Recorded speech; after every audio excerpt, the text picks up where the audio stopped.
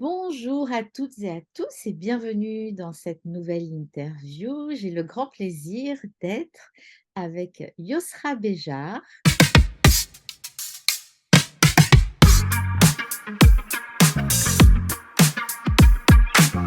Comment vas-tu, Yosra? Ben, je vais très bien. J'ai un plaisir partagé, Anne. Bon. Alors là, c'est une petite interview. C'est nouveau cette année. Je vais mettre en avant mes partenaires et c'est un grand plaisir. Donc toi, tu ne vas pas être sur scène avec Non. moi pendant les rencontres parce que tu es dans les coulisses. Tu m'aides beaucoup en arrière-plan. Si le site existe et si vous pouvez acheter vos billets, c'est grâce à Yosra et à toute son équipe qui a fait la charte graphique. Vas-y, raconte un petit peu tout ce que tu as fait pour les rencontres. Bah, en fait, les rencontres, c'est une rencontre de cœur. C'est parce que d'abord, Anne, toi, tu es une amie et voilà, je t'aime beaucoup. Et puis, alors moi, c'est vrai que c'est pas mon domaine principal d'activité de créer des sites internet, des chartes, etc. Mais au fur et à mesure du temps, pour accompagner mes clients qui viennent me voir pour des points et des questions financières, de stratégie, de développement, j'ai fini par mettre en place une équipe pour aller plus vite et répondre vraiment aux besoins. Et donc, c'était tout naturel voilà, de t'aider là-dessus. Et puis, c'est un projet tellement beau, une mission tellement belle que c'est juste pas possible de faire autrement. Voilà. C'est gentil. C'est vrai que la première fois que tu es venue, c'était pour être en présentiel, faire du bénévolat en présentiel, gérer l'accueil, gérer les clés. On était encore avec les masques parce que c'était à la sortie du Oui. Covid. Donc oui, j'entends que le projet te plaît. Bah oui, c'est important aujourd'hui. C'est par ces temps qui courent, le projet est important. C'est pas fini parce que l'objectif, c'est pas juste de faire une page pour les rencontres cette fois-ci, pouvoir acheter les billets. L'idée, c'est de vraiment pouvoir capitaliser sur les 6 éditions et de pouvoir mettre ça à disposition sur une plateforme, pouvoir parler du sujet, être vu, référencé, prendre de la place. Il est temps. Après 6 éditions, enfin après 5 éditions et la sixième en cours, ouais, c'est le Hmm. projet. Le nom de ton entreprise, c'est Finance Positive, hein, parce que tu es docteur en finance à la base. Et puis, donc, tu accompagnes les entreprises à se déployer. Tu inventes pour elles des systèmes parce que tu es une vraie créatrice. Comment ça se passe quand on veut travailler avec toi? En fait, je suis une vraie bâtisseuse. J'aime bien bâtir des systèmes et pour pouvoir bâtir un système, il faut avoir des bases financières assez solides. Donc, c'est toujours mon point d'entrée. Je suis financière de base, donc c'est voir si l'entreprise, elle peut se déployer, si elle a les finances pour. Et puis, si elle en a pas, on met en place des stratégies pour créer du cash, donc de l'argent immédiatement, et pouvoir l'investir pour déployer, créer un système qui convienne à l'entreprise. Et ça, enfin, j'adore faire ça. Et après, c'est vrai que comme je suis une bâtisseuse, ce que j'adore, c'est de passer d'un projet à un autre. Moi, si tu veux me tuer, entre guillemets, tu me laisses sur un projet pendant 10 ans. Ça, c'est pas possible. D'où euh, c- d'où cette manière, enfin, c'est comme ça que j'ai construit un peu mon business model. Donc, trouver des clients qui veulent aller loin et pouvoir imaginer avec ces clients-là la vision, la stratégie et puis les étapes en fait. Quel projet mettre en place en avant euh, en premier lieu en fonction des objectifs. Parce qu'on n'a pas tous les mêmes objectifs. Alors, il est vrai qu'aujourd'hui, un entrepreneur qui se développe, la première problématique qui se présente, c'est je comprends pas mes chiffres. Ouh là là, je commence à trop dépenser. Est-ce que je suis rentable?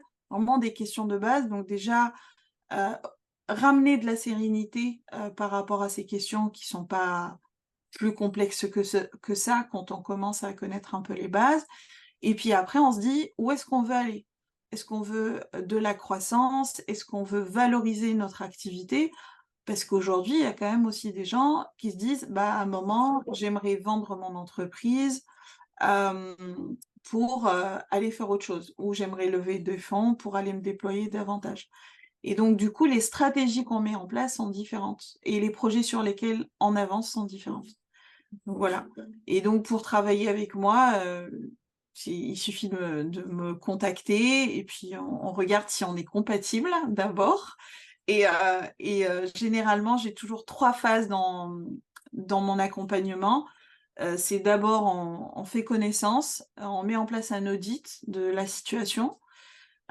Comme j'interviens d'une manière très globale avec le chef d'entreprise, souvent j'ai besoin de parler aux équipes heu, pour vraiment sentir comment les choses se passent, où sont les nœuds, où est-ce qu'il faut aller dénouer parce que des fois, c'est vraiment des choses, auxquelles on pense absolument pas. Donc il y a toujours une phase d'audit, après une, phase d'accompagnement, on fait, connaissance avant le mariage et puis si, on s'entend bien et qu'on se voit bosser ensemble sur 2 3 ans, je peux mettre à disposition l'équipe et du coup mon équipe et l'équipe du client travaillent en tandem. Bah, ça devient une seule équipe, pour avancer selon les mêmes process et cetera. Et puis après c'est vrai que j'ai pas mal de demandes pour la prestation pure. Aujourd'hui je le fais pas, parce que mon objectif c'est d'avoir une équipe dédiée uniquement à mes clients, qui travaillent toujours selon la même méthodologie, la même démarche, et c'est plus confort en réalité pour tout le monde, parce que, on n'a pas besoin de se dire: «Ouh là là, il me faut de nouveaux clients, il me faut de nouveaux clients». Là, on travaille vraiment sur la pérennisation de la relation. Alors nous, on a déjà travaillé ensemble puisque les clients que tu accompagnes, j'ai fait des films pour eux, donc je t'ai vu avec tes clients. Il y a du commerce, on va dire, traditionnel et du web, hein. Tu es à Mmh. l'aise, sur les 2. Et ce que je trouve génial, enfin, c'est que vraiment, tu un véritable bras droit pour eux, quoi. C'est, Mmh. le temps, du déploiement, c'est vraiment la personne, ton client peut compter sur toi, enfin, c'est vraiment une équipe, c'est avant ton équipe, il y a déjà le duo que tu formes, le binôme que tu formes avec les clients, quoi, pour ensuite Oui. Oui, oui, en fait, hem enfin, moi, j'ai un profil de visionnaire et d'intégrateur. Donc, je peux être un pur directeur opérationnel, mais j'ai un côté très visionnaire. Donc, travailler avec un client qui me demande juste de faire les choses, je ne peux pas. C'est pas mon profil psychologique.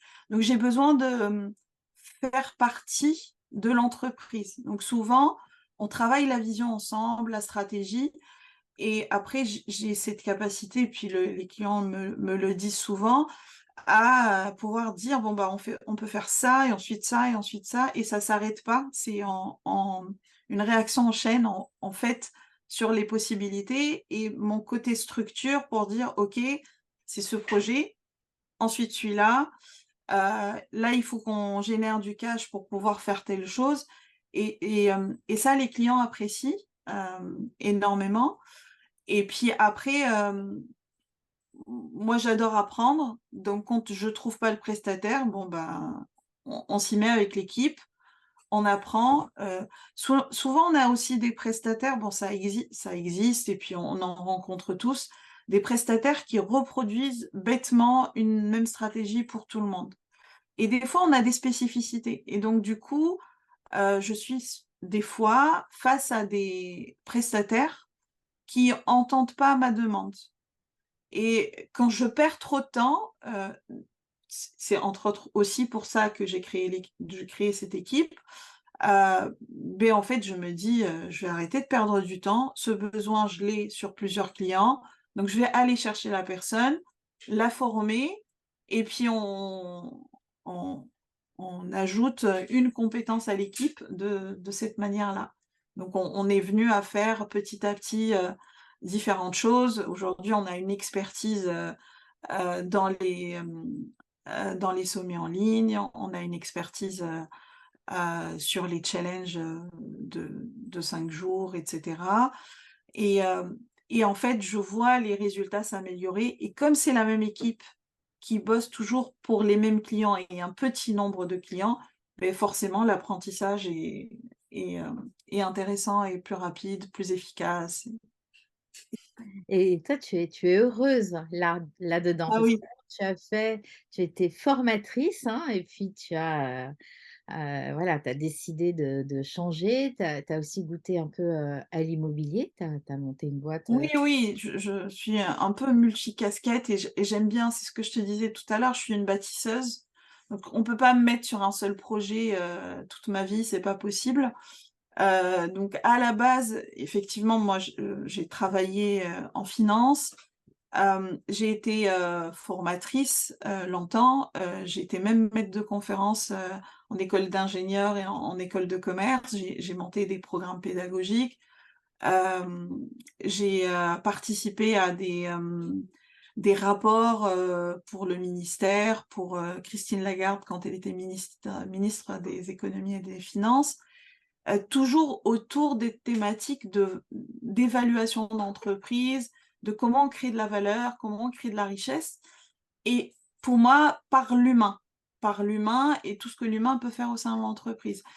Et j'en ai fait un peu une expertise et puis après, de fil en aiguille, bah, il y a des projets qui sont arrivés les uns après les autres, et ça se passe toujours bien. Parce qu'on me dit que j'ai quand même en management, une assez belle compétence et j'arrive à mettre les gens en valeur et au bon endroit, donc les équipes sont vraiment motivées pour avancer avec moi et ça c'est chouette, de se dire: «J'ai des personnes sur qui je peux compter», en fait. mmh. J'ai des fans autour de moi, c'est bien. C'est utile.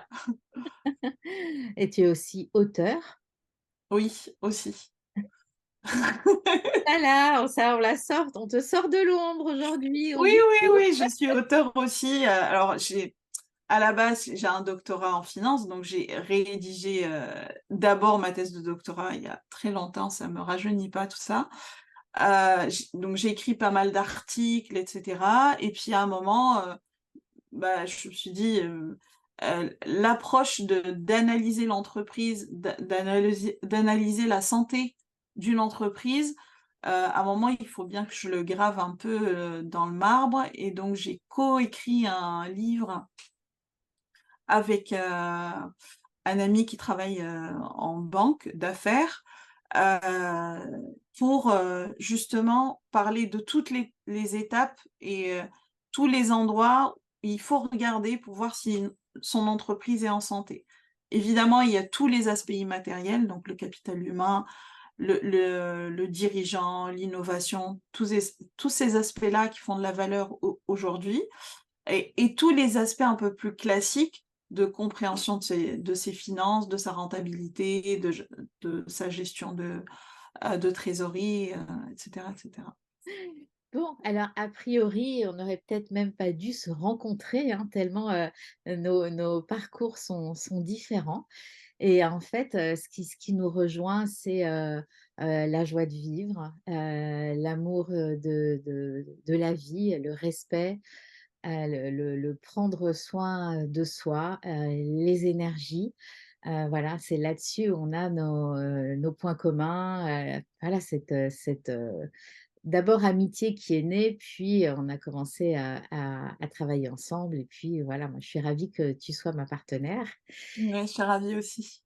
Puis on a aussi quand même l'amour de la planète, de Ouais. l'environnement aussi qui nous réunit et même si je fais de la finance, pour moi la finance, c'est toujours 3 axes. Quand on crée de la valeur d'abord pour soi parce que, heu, avant de pouvoir donner, il faut se donner à soi-même, donc pour soi, heu, pour l'autre, donc généralement pour ses proches, ses enfants, sa famille et cetera, mais aussi pour le bien-être un peu plus global, donc tout ce qui est environnemental, sociétal et cetera Et ça, c'est pour moi la base de l'équilibre d'une création de richesse saine.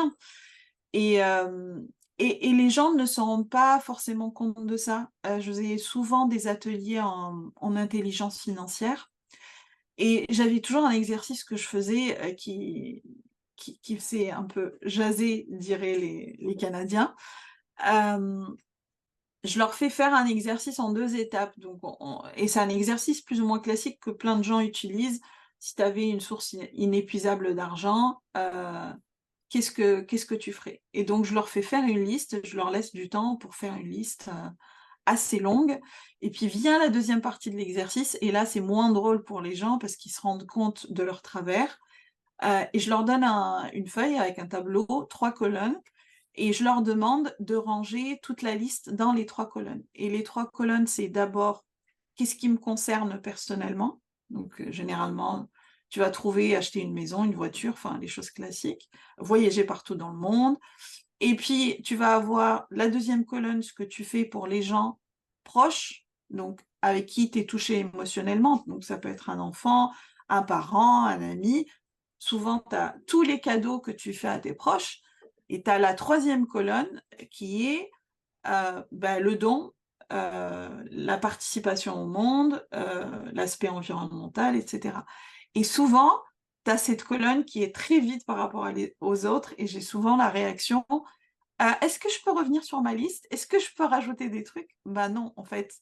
L'idée, c'était de voir ce travers-là. Et en fait, ta manière d'aller chercher de la richesse financière, parce que souvent, moi, on vient me voir pour ça, est pas équilibrée.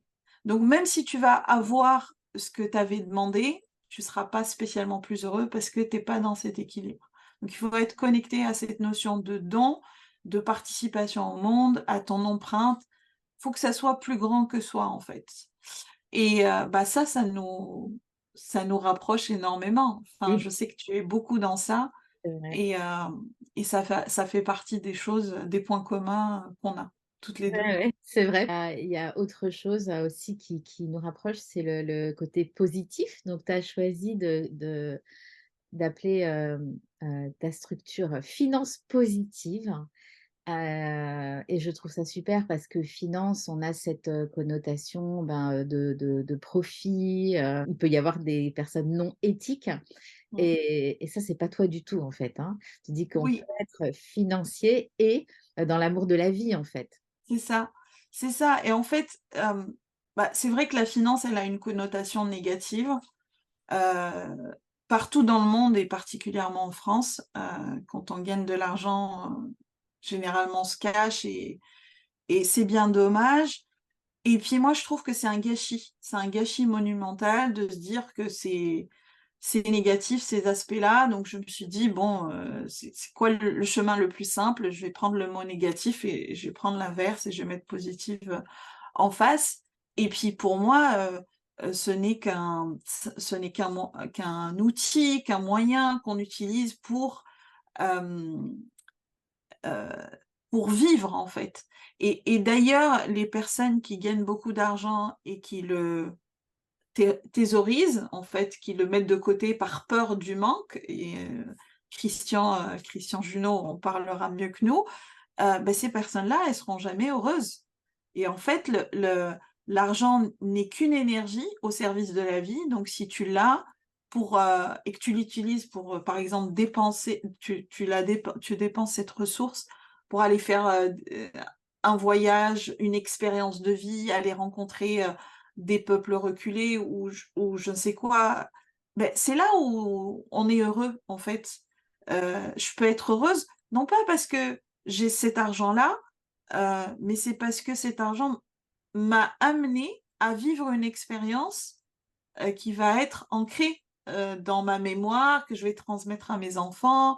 euh, et donc, si on ne l'utilise pas comme une ressource, l'argent, il sert à rien en fait.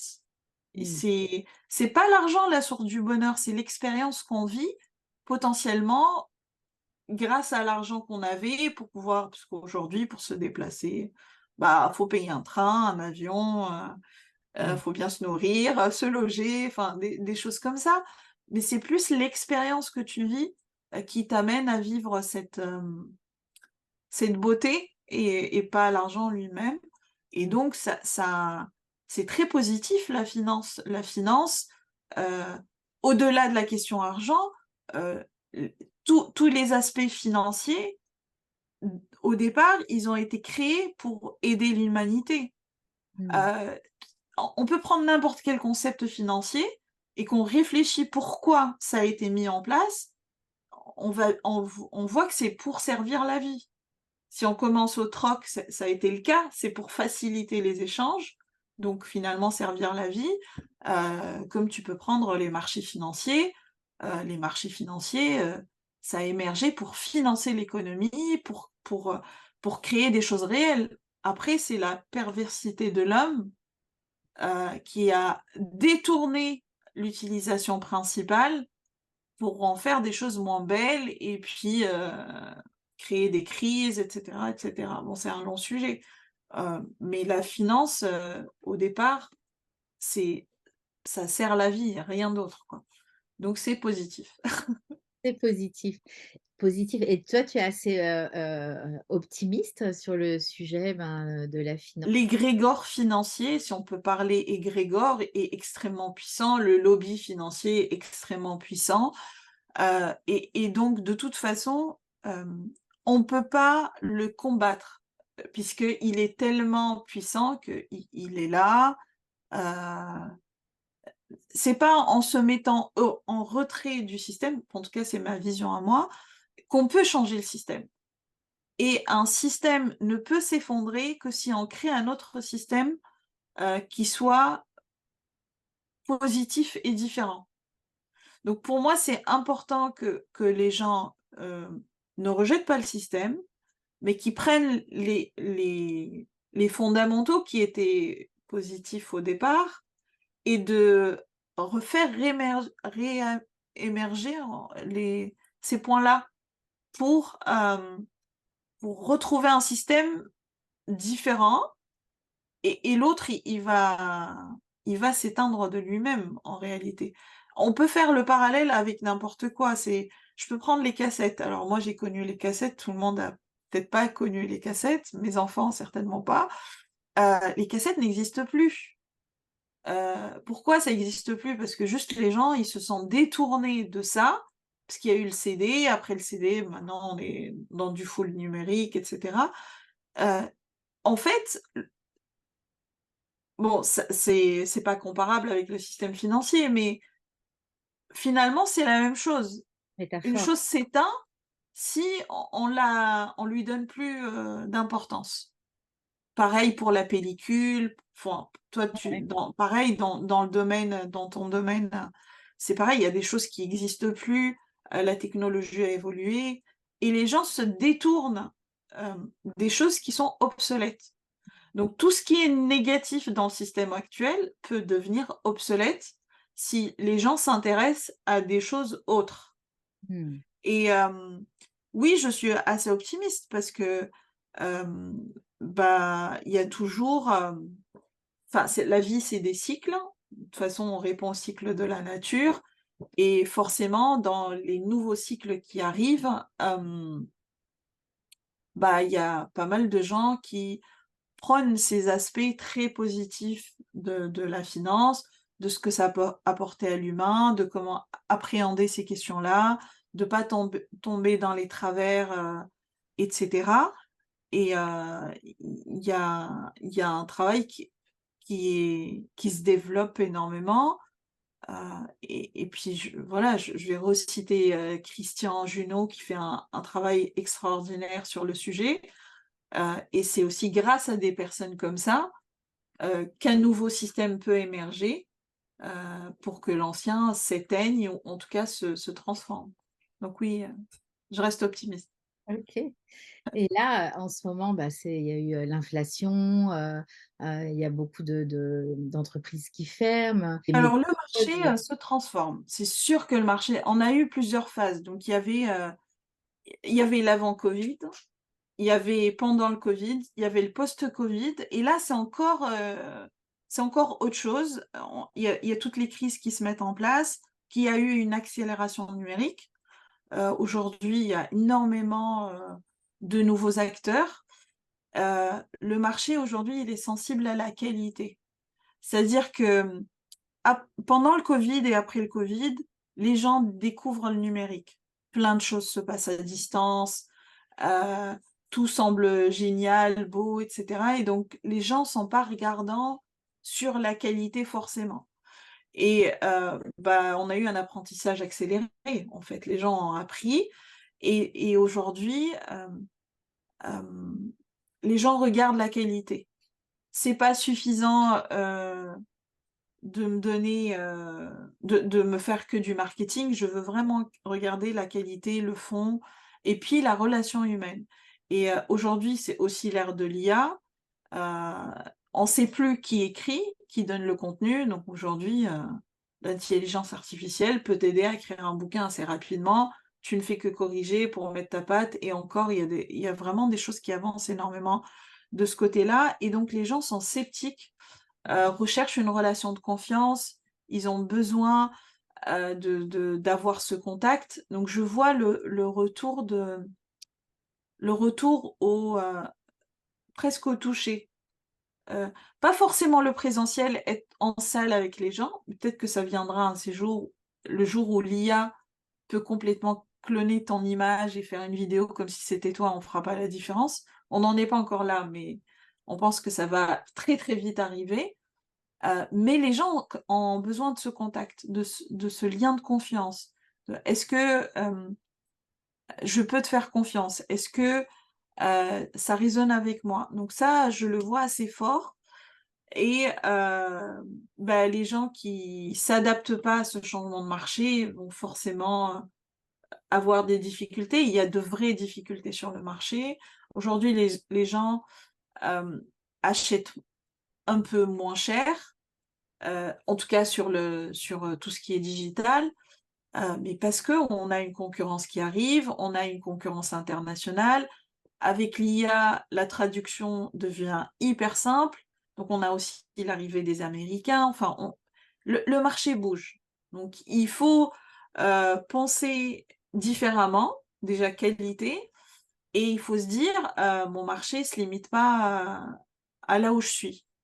On va pouvoir penser global. Donc certes, il y a des menaces qui arrivent, mais c'est aussi des opportunités, donc ça dépend comment tu te positionnes, par rapport à ça.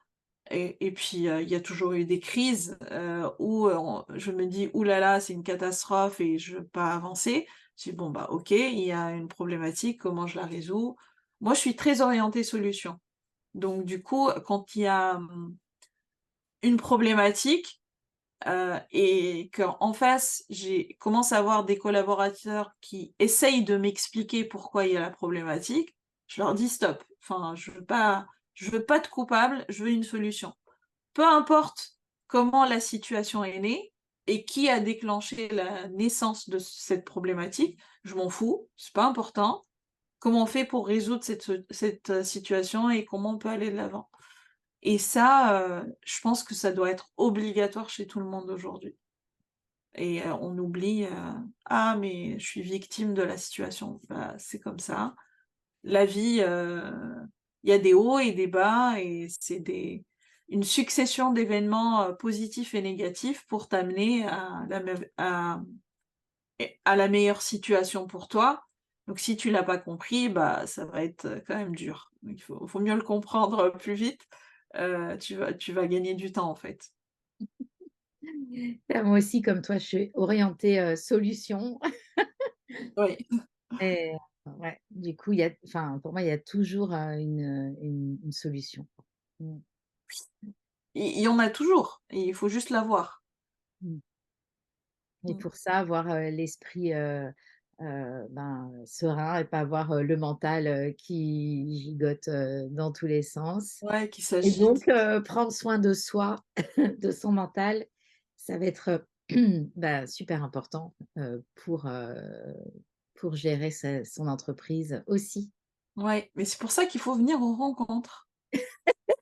Et oui, en fait, c'est aussi important de rester ouvert sur ce qui se passe dans le monde et et venir écouter, se nourrir d'événements comme celui que tu organises, heu, parce qu'on va apprendre des choses sur soi, on va apprendre des choses sur son fonctionnement, sur le fonctionnement de son corps, comprendre mieux ses douleurs, essayer appréhender les choses, hem, différemment et se dire, c'est génial, on est dans un pays où on est, extrêmement bien soigné, avec un système de santé très développé et cetera et puis, bah, aujourd'hui, on sait que l'alimentation, c'est important, on sait que le sommeil, c'est important, heu, tu as le médecin qui va t'aider sur plein de choses, mais c'est bien de se dire: «Bon, bah, comment je fais concrètement pour bien dormir?» S parce que ton médecin, il pourra pas spécialement tout te donner et venir écouter ces subtilités et se dire: «Ah tiens, c'est vrai, j'ai entendu telle chose à tel endroit, ça je peux l'essayer, ça peut me nourrir» et on peut avoir des déclics, hyper importants et voilà, c'est obligatoire, ça devrait être remboursé, par la sécu, ton événement. En tout cas, c'est sûr que ça va bien au-delà de la santé, c'est aussi pour, bah, pouvoir être, pour que les rencontres, elles peuvent impacter tous les domaines de notre vie, que ce soit, familial, relationnel et professionnel et c'est le prendre soin de soi, c'est ça, en fait, hein. C'est pas juste, les maux de tête ou les choses plus graves, c'est l'ensemble, en fait. Oui, oui, et Mmh. c'est essentiel, en fait, c'est essentiel. C'est essentiel et ce qui est super, c'est qu'on commence, en tout cas moi je commence à l'observer là dans ton événement, mais pas que. Là, j'ai organisé il y a pas très longtemps un événement pour une cliente. D'ailleurs, tu étais, derrière ta caméra, et puis on voit de plus en plus de jeunes venir se nourrir de ces événements, écouter, heu et c'est important parce que c'est la relève de demain et limite, j'ai envie de dire, je à toutes les personnes qui vont venir, si vous avez des ados et des jeunes adultes à la maison, amenez-les avec vous, en fait. Ouais. Parce que, plus ils vont prendre conscience et connaissance de ces éléments tôt, mieux c'est et le changement du système, ça sera grâce à eux. Donc il faut qu'on leur donne les éléments pour, les pousser vers cette direction, en fait. Être responsable, être, autonome et être, responsable de tout ce Mmh. qui nous arrive, de tout ce qu'on choisit, de tout ce qu'on s'autorise. C'est ça. On fait un petit coucou à Noël Cassan, hein. Oui, enfin, coucou. Bon, bah, merci beaucoup Yosra. Merci à toi. Merci à tous, de nous avoir, suivis. Voilà, comme ça vous connaissez, les personnes qui sont dans les coulisses des rencontres. En tout cas là, vous avez rencontré Yosra et puis vous la verrez parce qu'elle sera là, aussi les 16 et 17 mars, Et c'est ça. à Grandchamp, avec nous. Et donc, il reste, quelques jours pour, prendre vos places en early bird à 105 € le pass des 2 jours et voilà. Donc, les liens sont sous la vidéo et puis ton site aussi, Yosra, on va mettre ton site sous la vidéo. Oui, oui, oui, je t'enverrai les liens. Mais on vous attend surtout nombreux, pour l'événement parce que Mmh. c'est important, pour vous d'abord, pour vos proches et puis là, clairement, c'est une mission importante donc il faut la soutenir, venez, venez nombreux. Ouais, bienvenue à tous. Bon, bah, merci Yosra, à bientôt. À bientôt.